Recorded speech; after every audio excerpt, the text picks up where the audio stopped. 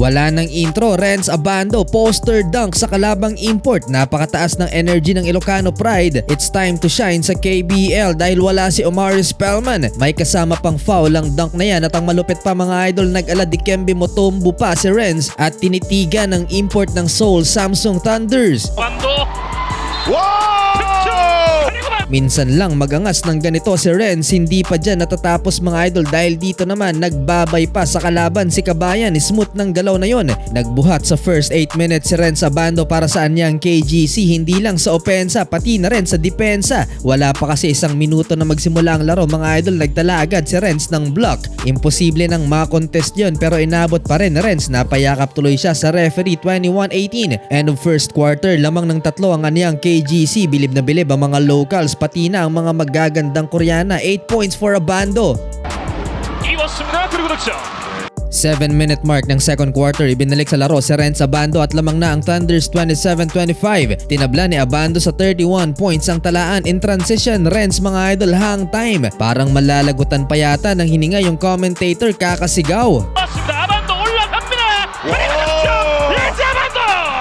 Showtime na showtime si Renz, ayaw papigil si Kabayan mga idol. Isa pang highly contested shot at dunk sa open court.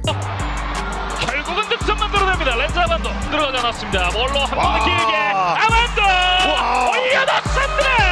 렌즈 아반도. Hindi rin matawaran ang hustle ni Renz, laban kung laban para makiiwas sa loose ball. 43-36. End of first half, lamang na ang anyang KGC. 아반도 회사 좋았습니다. 아반도 직접 쐈어요. 득점 만들어냅니다. Buhat na rin sa Bando ang kanyang kupunan with 16 points in 16 minutes, shooting 8 of 10 from the field. 7 seconds pa lang na magsimula ang second half, saktong cut sa baseline for easy 2 points. Panis din ang dalawang sumabay sa fast break. Hirap pa rin ang Seoul Thunder sa athleticism ni Abando. Nakakadalawang mintes pa lang si Renz in 13 shots. 아반도 흘렸던 공을 되찾아왔습니다. 아반도 속도를 높입니다. Kahit home court pa ng kalaban, madami pa rin na nagchi-cheer sa Pinoy. Mapapabilib naman talaga ang mga Koreano sa taas ng talon ni Renz Abando. Last 1 minute muling nakuha ng home team ang lamang sa anyang. Wala pa ni isang local nila ang nakapagtala ng double-digit scoring. Tanging si Daryl Monroe pa lang at si Renz Abando mga idol with 24 points so far. 63-60, end of third quarter, lamang ang Seoul Thunders. Start of fourth quarter, block agad ang nailista ni Kabayan. Ang bilis ng recovery ni Renz. Napapawaw pa rin ang mga commentator. After ng possession na yan mga idol, and one opportunity naman para sa former NCAA MVP. Mintis nga lang ang bonus free throw. Last 3 minutes, Renz Abando clutch jump shot para muling ibalik sa KGC ang lamang. Hype na si Omari Spellman. 아반도 탑승합니다.